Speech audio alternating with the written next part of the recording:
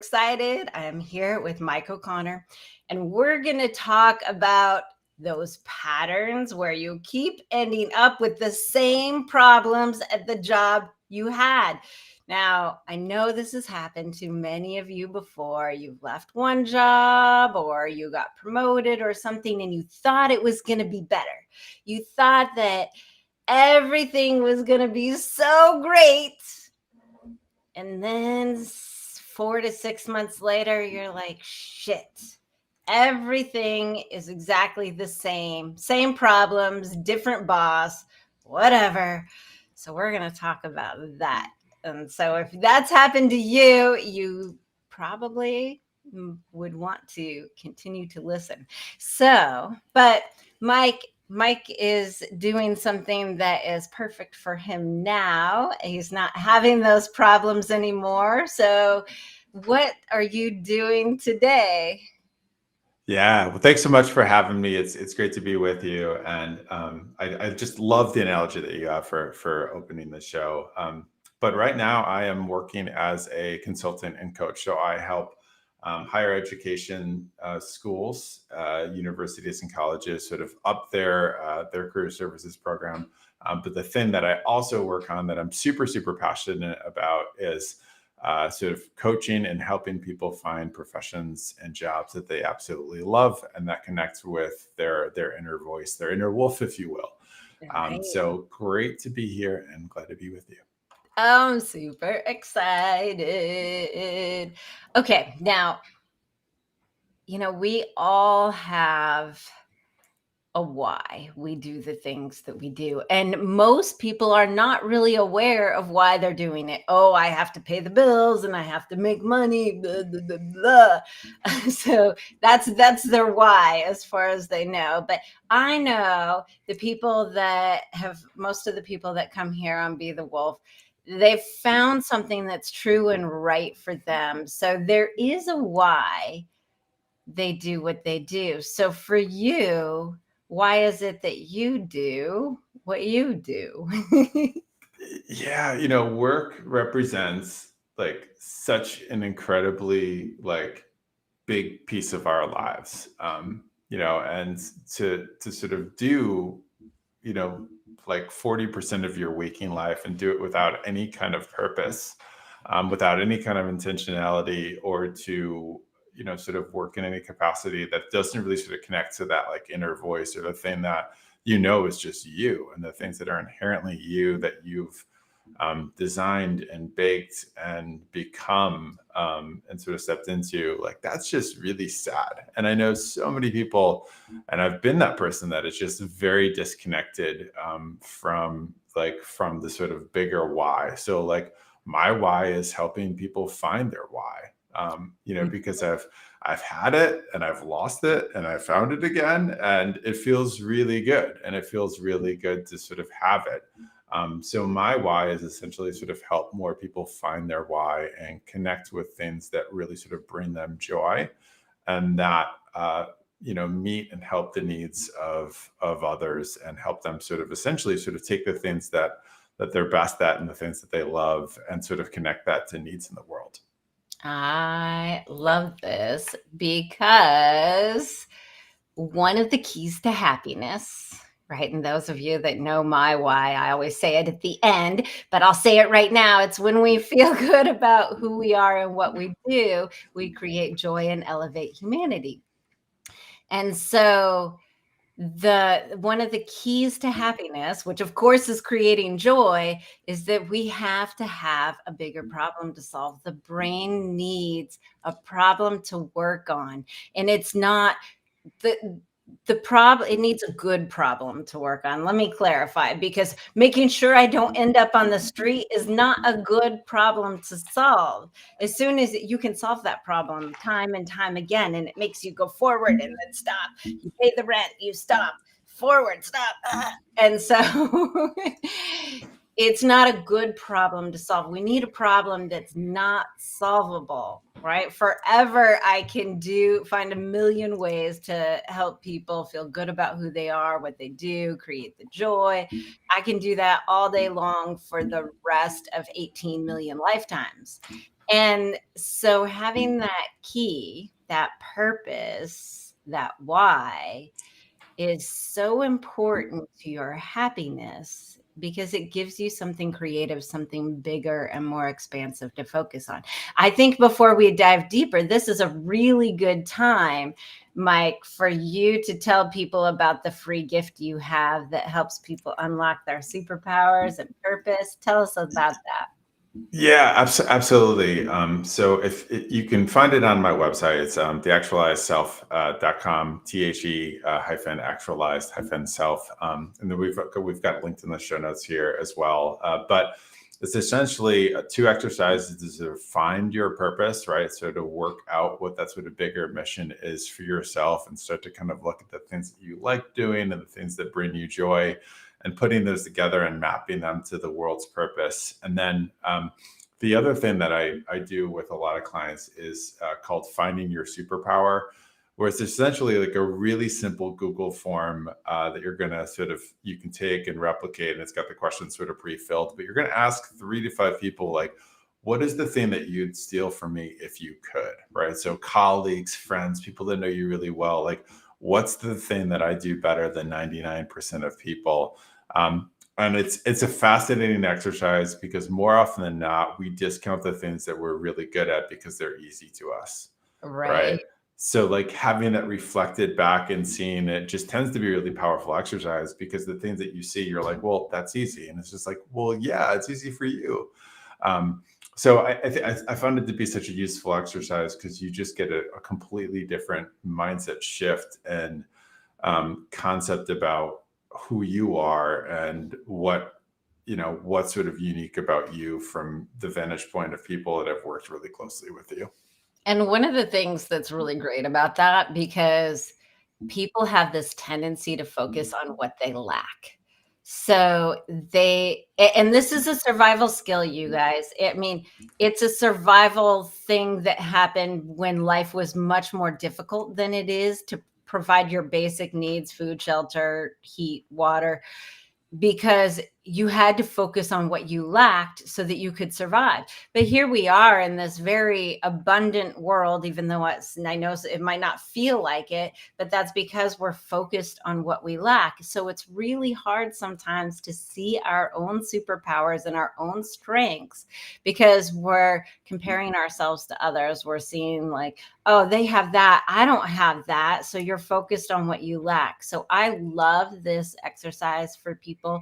So if you are listening or watching right now, go to theactualizedself.com and there's hyphens in there. So it's the hyphen actualized hyphen self.com right now and grab that so you don't forget.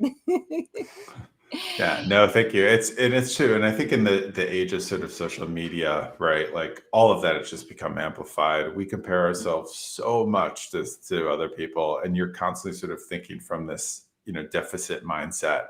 And if you are somebody that's like really interested in improving yourself, like as your listeners are, right, and like leveling up and sort of stepping into this sort of better version of yourself, you're naturally going to be inclined to sort of like be working on your weaknesses and trying to sort of leverage your strengths and all of those things, but you're not necessarily sort of honoring the things that you do really, really well. And more often than not, I found that like leaning into your strengths, you always want to improve your weaknesses and try to get better, of course. And we all know that, but you're going to have a lot more ROI when you lean into the things that you're just naturally good at. You're going to find more joy and purpose and really sort of leveraging those.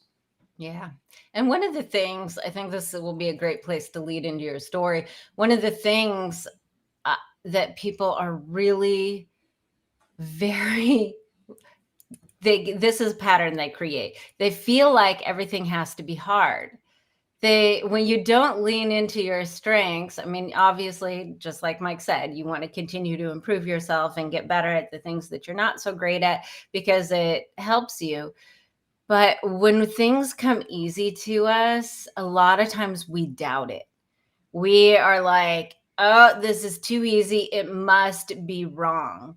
And so we will kind of pivot ourselves or self sabotage and make things harder because for some reason you have this belief that you have to work hard. And this has been drilled in, right? Generations. Just work hard and you'll be okay. Just work hard and you put your head down, work hard. Nobody can say anything to you. They won't fire you. Don't be too loud. Don't be too noisy. Just work hard. So many of us have grown up with this belief that we're not even aware of, that we have to work hard to have something good. So when things come easy because we're leaning into our superpowers, it's like we don't trust it. Yeah, that's really well said. We don't trust it, or we don't. It's funny too because I think sometimes when you're sort of in that like flow state and you're just like in this sort of space of like this is so natural, you can actually like work long and hard, but it doesn't feel like work. You're just doing the thing that sort of comes natural to you. It's like a little bit of a challenge, but it's sort of like leveraging the things that you're really sort of good at, right? And that's another thing that I've just found really helpful, right? When you can just like find the conditions that sort of like help you sort of get into that sort of deeper, more immersive state and like start to engineer for that, right? It's like that magical mix of things that you're good at with like a little bit of that like challenge mixed in, and having the sort of conditions set up right. But those are like those magical moments in life, right? Like those like really incredible things where you're just firing on those different cylinders and you're just kind of in it and time just goes, completely different. But everything you said is just really right. Like we really discount some of our natural gifts and we have this idea that things are supposed to be hard or difficult or whatever. And a lot of that I feel like is just this sort of conditioning of this, the age that we've been in for a really long time, which was they're really specific jobs and there are very specific tasks, and your job is to sort of do these really sort of specific things. And I'm just of the mindset that the world is shifting so very fast, and that our mental models just haven't really sort of caught up to like where it's really going. But I think we're in this sort of really unique space where we can sort of step in and sort of like live authentically and map to where the world is going versus where it's been. Yeah, I definitely feel like we're arriving in the age of authenticity where we get to access what's true and right for us more and more. And those of you that have been listening for a long time, you know that it's my belief that the more people we have operating from that place, that we will rebalance our own ecosystem, just like the Yellowstone wolves did in Yellowstone, just by being who you were born to be. So Mike, you got a dream job a while back. And first of all, how did you know it was a dream job? What was it about this job that you thought it was your dream?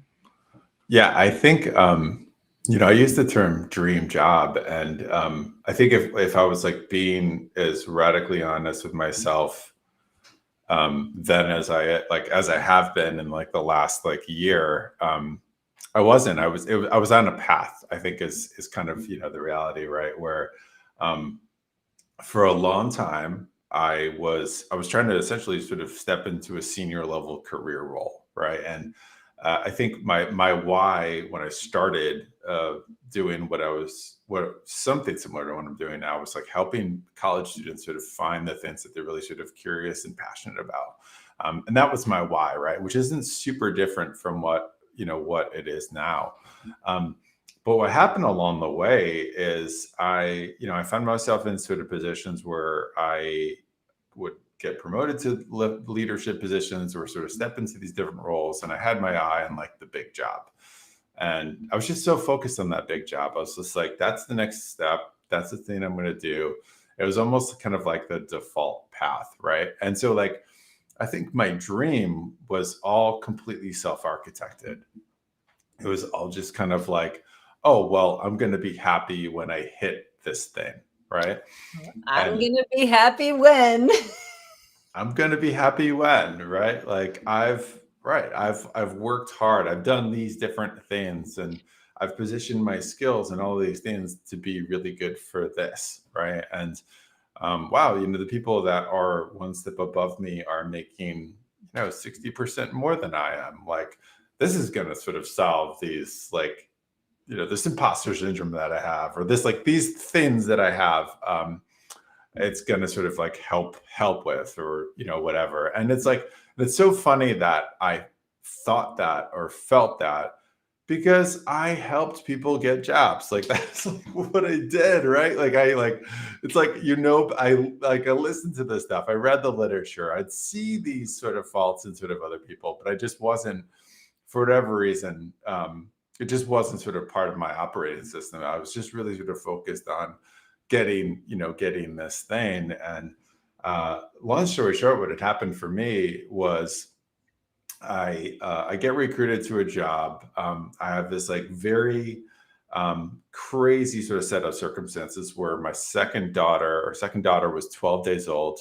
I interview on less than 24 hours notice. I had to like leave leave my job, which was an hour away from home, say goodbye to like my wife and two kids, like hop on a flight, barely catch the connecting flight, don't make it there till midnight, then wake up, have a 12-hour interview, like go through this stuff, and then get the offer. And it was like this crazy set of circumstances. And now it's just like, oh yeah, and we're going to move halfway across the country, like for this thing, and we're going to sort of do it. And the combination of the finances and the opportunity and all of that, it was like, I just felt like I couldn't say no to it. And nor did I want to, right? I had been working for a long time to sort of do this thing. And so I take the job. Great. It's going pretty well. Less than a year in, a few things happen, but COVID, big one. So everything sort of changes, Every episode with that. is like dun dun dun, and then COVID happened. I know, it's so cliche. I was like, do I say no? Now it's So cliche. That's hilarious. yeah, This crazy thing happened, but now it's like cliche to say. I So know. It's like everyone had it. Yeah. So COVID, and then my mom was dying, and I was just like this guilt of being so far away, and just not being there and not being present. Our second daughter, I think because of a combination of COVID and then, frankly, like work and my own, just sort of being preoccupied, and my wife and I, like, just spending more time on iPad and just not getting the interaction she really needed at the developmental stage. And we saw these like developmental delays popping up. And we had, so like a year plus of like doing all of this. In fact, more than that, it was like more like a year and a half. I just, like, kind of like your analogy with Yellowstone and what was happening with that ecosystem, pre-wolves. It's like I felt like a part of me was dying. It was like, I was holding up all these different aspects of the school, and or felt like I should say, stretching and trying to sort of do work in all these different areas, and do great work, and like really taxing myself to be like, okay, well, I'm going to push here, I'm going to push there. But I could feel that a lot of people from a lot of different areas were really sort of leaning on me. And I wasn't really sort of getting, I wasn't sort of using the gifts that I had, or the things that I had, or like growing in any kind of way, as much as I was just stretching. one of the things that I see that's really interesting, because the work life started taking over, and the home life and the personal life needed more. You wanted to be able to give it more attention, but you were unable to, because work was just more and more and more. And I think how many people out there can relate, like so many things. Oh, okay, you finished that. Here, can you do this too? Oh, and this too. But the way this job set up is like, here's this monumental thing in your family, your personal life that just happened, and here is this opportunity. So it's like, I always just find it so funny how life gives us the same sort of choices over and over, where it's like, do you choose what this monumental thing that just happened in your family and devote your attention to that? Or do you jump on a plane and run to connect the flight and do this and then interview for 12 hours and all of this and then okay, and then a year later, here we go. Now you're at the same point where it's like, oh, there's this choice between what's going on in the personal life and the family, and then the running hectic at work. So it's already a mirror in that place. It's just, I find that so interesting about the way things really show up. It's fascinating. It's fascinating. Yeah, it's like this funny, like door A, door B kind of dynamic, right? Like, which you can't have it both. You can't do both. And yeah, I was going through all this, and and you and I had the pre-conversation, but just share with the listeners. When all of this happened, I made a really difficult decision to sort of say, you know what, like I have to really figure out a different path, and I just need to step away and I need to do something completely different. I don't even know what that is, but I need to do something different. And then what ended up happening was I got offered a very different job, essentially be the number 3 person at the school. And I was in the same place again. Right. And had this like big shiny object, big shiny opportunity in front of me. And those doors that you just referenced, like the same thing happened again. And I took it. And because I was like, how can I not? And how can I not do this? And then to make a really long story short, I found myself in the exact same place again, right? Like the same place. It was just this sort of like this pattern. And when I sort of stepped back from it now, or when I sort of even thought about it later, I was just like, this is the same thing that happened before I left the previous job or the job before that, or like, this is the same thing happening again and again and So again. So when I look at you were able to see it this time. finally, yeah, and I shouldn't say I'd seen it before. I knew it was a pattern. I knew it existed. For some reason, I thought that this shiny object, which was a different path and a different thing. Right. And I think that's what people do because, it's like, oh, this is totally different. This is not like the other thing. It's a totally different. First, it starts with, a different company. But so this is a different, same job, different company. It will be different this time. And then you get there 6 months in, you're like, oh, okay. Well, let me you do that a couple times, then you realize, okay, changing companies doesn't do it. So maybe I have to change careers and do something totally different. So then you change careers and, it's one thing after another. But what were the things like I know you've done the work to discover what was going on within you that was creating that pattern? Yeah, it was like this inner, that's a really good question. I'm trying to think about how to sort of best answer and also sort of put myself back in this place. But it was just taking too much energy to fake it, right? And it got to the point where there was this one particular day, like I'll never forget, where um, I think I'm a little bit like angry about like a passive aggressive email I got the night before. And I'm like, this is like, why am I spending energy on this? Right. It was like, I was in that mental state in the morning and I, dropped my daughter off at daycare. And like the thing that brought me like a little bit of joy in the morning was like going to this nice coffee shop, seeing the same people that work there and like getting my coffee and just like being like, okay, I'm going to disconnect for the day. I've got some quiet time. I'm going to have this nice walk in, beautiful day. Like we're all good. Right. But I walk into like my little happy place and there's 2 people that I was like emailing with that like I was having like this like stupid little thing that like, when I saw them there and I remember just being like, nope, not doing it. I walked right out. Just like, I was like, I don't have the energy to have this like completely fake interaction. And and the only way I'm going to get through this like little interaction, this is terrible to say, was like, I'm going to have to like either one, tell somebody off or like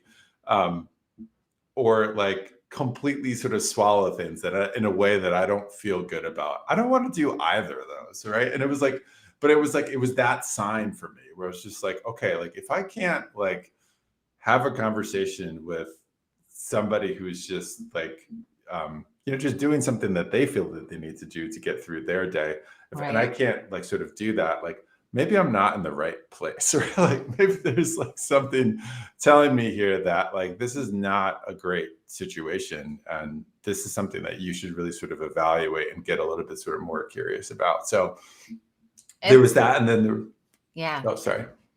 I was just going to say it's real interesting because I know a lot of people really can relate to that place where let's just put on the smile and go to work, even though I just want to stab people and do things that I will never do, and I will hold it all in, and creating more and more stress for the body. And so those moments where you feel like you have to fake it Totally. is an indication that you're experiencing stress.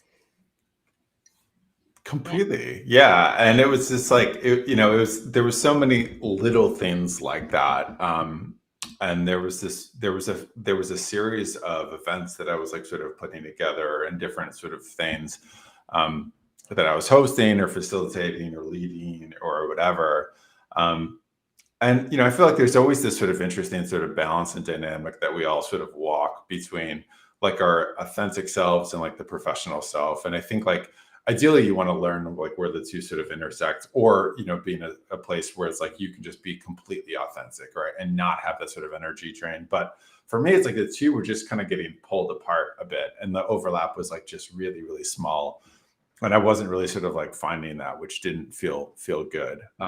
So I knew with that, like as I sort of step back, I was like, it's time to really sort of reevaluate and start to kind of look at different things, and sort of be in a different space, and and work on things that I care about, that are authentic and that will help people, and that sort of help all these other things. And when I sort of stepped back and I took the sort of bigger diagnostic, like I realized that so much of my conditioning around things like money were like completely scarcity mindset. And I think just like so baked into my identity from a young age, that like the script was like overpowering the realities of like what the spreadsheet actually like was telling me, when I looked at like, okay, well, if you earn this much income doing these kind of things, like this will pay for stuff.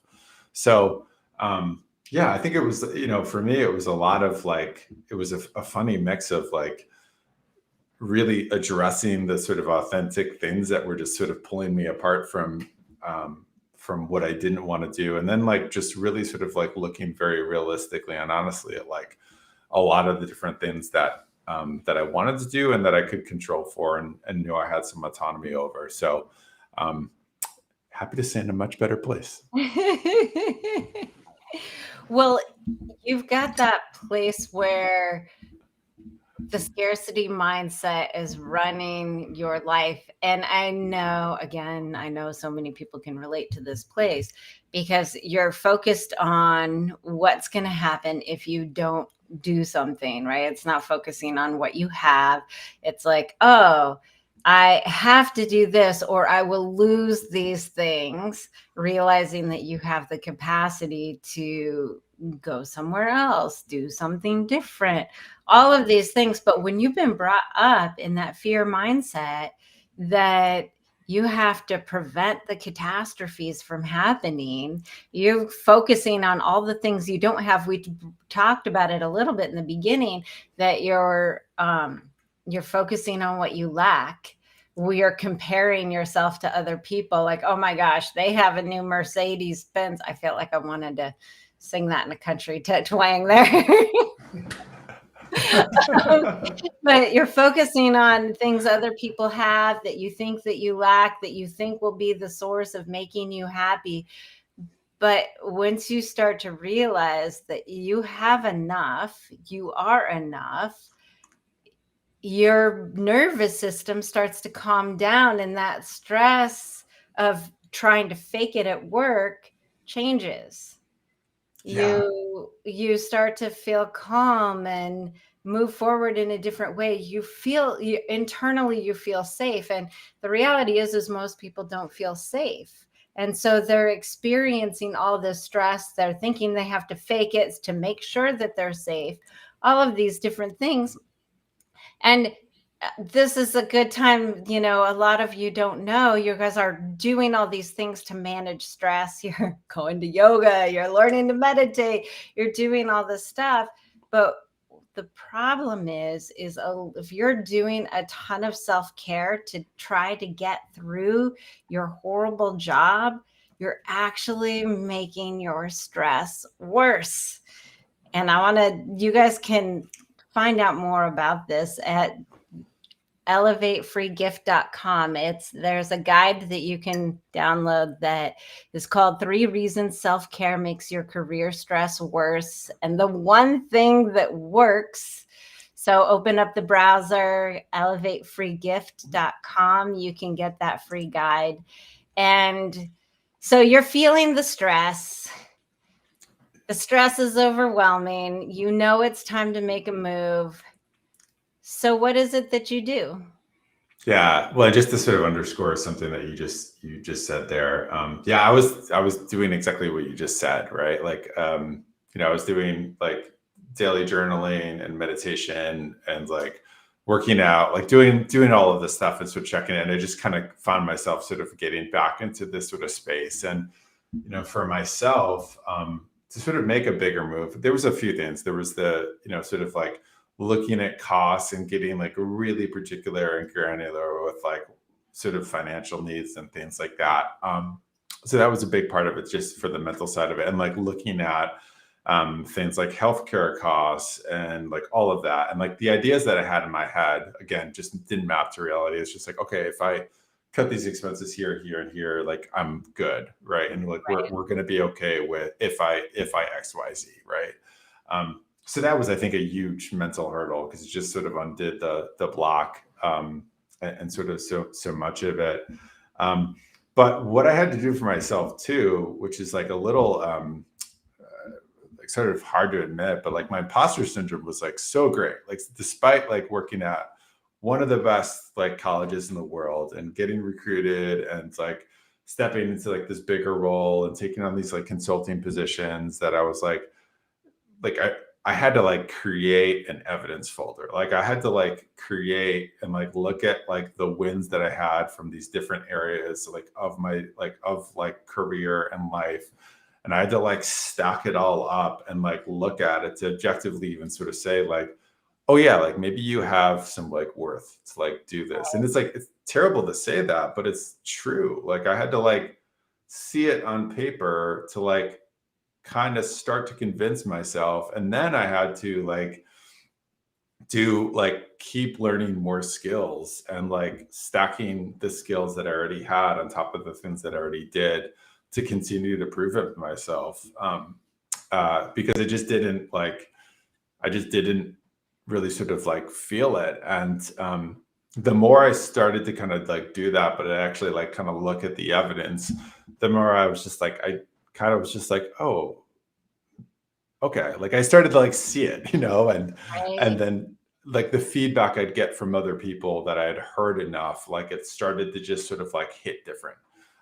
Because if you can hear it, but not really sort of like feel it. And like for me, I had to like see evidence of it and then hear it. And then like I was like, okay. And then like self-concept and some of that like belief and confidence and stuff like starts to sort of change a little bit. And as I sort of reframed some of those pieces, I was just like, okay, I'm starting to sort of get this more. Let's start testing stuff and let's start kind of like trying out all these different things and step back and be like, let's have a longer time frame. This isn't going to be something that's like super easy, but like, you can do it. You've done these kind of things before, and that was helpful. One of the things that I really love about you sharing about your imposter syndrome is because when I hear about imposter syndrome and I hear people talking about it, 99% of the time it's women talking about imposter syndrome, and I feel like a phony if I get this job. And here you are, a white man who in theory is like has all the privilege in the world, and you do, Yeah, totally. But the thing about it is we all struggle with this. And one of the things that might be different for and why it's not talked about is because men are not stereotypically supposed to admit a weakness. So women are talking about it because in theory it's okay for women to talk about how they're feeling and what's how they're vulnerable. That's an okay quality, but it's very profound and beautiful that you shared with us that you were feeling this, because I know I work with men and women. I know that men experience this feeling of imposter syndrome or not feeling good enough as much as women do. And you shared a beautiful way to start focusing and bringing yourself to that belief that you are good enough. And it's the opposite of the scarcity mindset, right? So instead of focusing on all these things that you lack, you start writing down all the things that you've done, all the things that you have, the skills, the things you've acquired internally, the internal resources. You're probably starting to notice some of your superpowers. So the more you focus on those things that you have, you start to feel abundant and full. It's the opposite of feeling and focusing on what it is that you lack. Totally, and thank you for saying that. It's funny that you said the piece around the sort of like the male dynamic versus females. Like I've like worked at a number of schools where we talked about imposter syndrome a lot, and whenever I heard it, and this is just like me being completely like honest male, I was so, I think, afraid to sort of like look inward or sort of like acknowledge whatever piece of it, like that I didn't want to talk about it ever, or I didn't want to like, I'd hear it and I'd internalize it and then even sort of recognize it in like people and just be like, oh, well, they're probably feeling that. And I was empathetic enough to like learn and be curious about that, but I didn't ever turn that inward. Or even sort of say it. So like for a long time, like I had this almost sort of conditioned response when I heard imposter syndrome to like not like personally acknowledge it or like want to look inward or anything like that. And it took like a long time for me to even just like start to be able to like turn that a little bit inward and be like, oh yeah, like maybe that's what's happened, or maybe this is the sort of thing that's happening. Um and sort of acknowledge that like when I was at this school, like this so many sort of brilliant people, like I'd look around sometimes and be like, how am I here? Like, how did I land here? How did it like all that kind of stuff? But I never wanted to like really sort of like own that or sort of see that or anything like that. And then as I sort of stepped into these other roles, I saw it just like really sort of coming up, but I was pushing it away so much.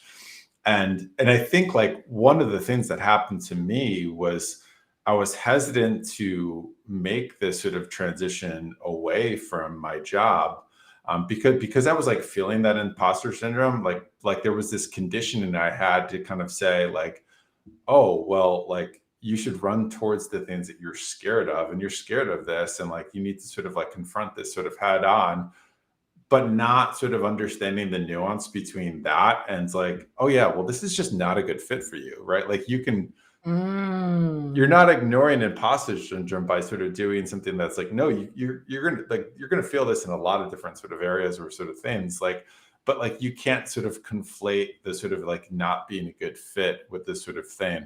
And that's totally what I was doing, where I was just kind of saying like, oh well yeah, you're like scared of this thing, you have to like run towards it. Um and not really sort of acknowledging like, well yeah, you can do that, but you're not necessarily running towards the right thing. Well, and that's a huge thing because I do that. If I feel scared of something, I step in. But Yes. I understand, and I've done so much work that I can tell the difference between stepping into the unknown versus stepping into something that's not right, or like panic. So Yeah. the panic is stepping into something that's dangerous or not right for you. And for me, that feels like a very frenetic kind of fear. Yeah. And the stepping into the unknown, something that's good for me, that's just, unknown and scary, that feels like a very like deep in my belly kind of fear. And so because I can tell the difference, it's really easy to navigate. And the only reason I can tell the difference is because I'm not running in that panic scarcity mindset and energy in my body, because it used to be that it all felt the same. Mhm. So Yeah. yeah, So when you've you're trained yourself to like feel it in your body. Like, so for yeah, you, it's just like like, it's just like, this is like frenzied energy versus like, this is like a different kind of like belly kind of like fear. And it's like, so for you, it's like run towards the belly, like, but stay away from frenetic. right. Yeah. And so what was it that happened for you that made you realize like, oh, this is not right for me? Yeah, I think it was just like the little signs like here and there. And I think like the biggest thing I just sort of noticed was just like there was an amount of because I think the higher you step up in most organizations, and certainly the field I was working in, the more political it becomes. And it's just a reality. And it's just like, but there was so many sort of like rules sort of written in under and around sort of like how to navigate these politics. And it was just so antithetical to who I am, or the things that I think like sort of make me strong. Particularly I think like the place I was working. And it was really just an energy draw, right? It was just like the types of energy I was using versus like the types of energy like I have. And like, and it was like there was at some point the balance was just kind of like, when there wasn't enough projects for me to sort of like really like leverage those unique superpowers and like derive value and do things. And when I didn't, I think because I've got this orientation to like want to like do the big thing and the hard thing and whatever, like when I ran out of those and it was more sort of mundane day to day like kind of things, and I didn't have the big thing, I was just like, oh, this energy just doesn't feel right. So it was I think a similar thing to what you just kind of said, where I was just like, this is not a good use of the life force that I have. And it was like, I think recognizing and really sort of owning that. Well, and that really kind of comes back to being clear on the purpose, being clear on your superpowers, being clear on what gives you energy. Because if something's sucking your energy, right? Like we all have that like toxic friend that you're just like you hang out with them for 20 minutes and you're like, oh my God, I feel like I just ran a marathon. This is like, oh, Yeah. so if your job is like that, it's you can't conquer that because it's always going to be sucking you dry. And it's always going to be making you feel like you have a hole in your energy. And I'm going to guess, when you're working towards something that's right for you, it when you accomplish something that's hard and unknown and scary, there's a really positive dopamine hit that sort of banks energy, not just the one off and done. But I'm going to guess that those times when you would accomplish something, did you get those dopamine hits? Or Yeah, you were like dead on. Yeah, like yeah, dead on. Yeah, you're right. Like you can like, it's like a storage unit you have, right? So it's just like, I think a lot of people probably go through a similar cycle where it's just like you do the big dopamine thing, right? And like you're essentially, I think, feasting off that for weeks, right? And it's this like sort of almost sort of like feast and famine thing of like, I do the big thing, I get the big hit, and then like you've got residuals that you're sort of running off from that for a little while. And then eventually I think I found probably like a lot of people like that just wasn't as sort of sustainable or whatever. And again, I think for me in particular, it was like kind of, I had to sort of see some of this sort of irony in it where, I'd done, I think, a good job of helping so many people sort of like find and connect with these bigger things and do it. And I was just sort of noticing this disconnection of myself where I wasn't doing that anymore. Um, but once I sort of came to that realization, and I think Liz just kind of faced some of the stuff head on, it just like, it was just such a relief. And for me, it was just so much better to like acknowledge and work towards than like work against. Yeah. And and it felt a little bit sort of downhill from there, even with like typical struggles of sort of starting something new or sort of going into the unknown. It took ironically less energy to do that than it did to sort of like continue to sort of push uphill. Yeah, that's the funny thing. It's like everyone gets so scared of the big work. You take the leap, like you move into that thing that's really aligned with you and feels good, and it just feels better. You have more energy. You get done with working 12 hours and you still have time and energy to like be present with your family or your friends. And that's such a powerful thing. So I want to reiterate to everybody, how important being connected to that bigger thing and your own superpowers, those things that fuel your energy are. And remember, you can go to the actualizedself.com to get that worksheet from Mike Oconnor. It's also going to be, the link will be in the show notes. And again, that's the-actualized-self.com. Mike, I want to thank you for sharing your story and your insight and your wisdom and being vulnerable today. Yeah, it was great to speak with you. Thanks again for the opportunity and look forward to staying connected. Awesome. And everybody, remember, when we feel good about who we are and what we do, we create joy and elevate humanity. We will see you next time on Be the Wolf.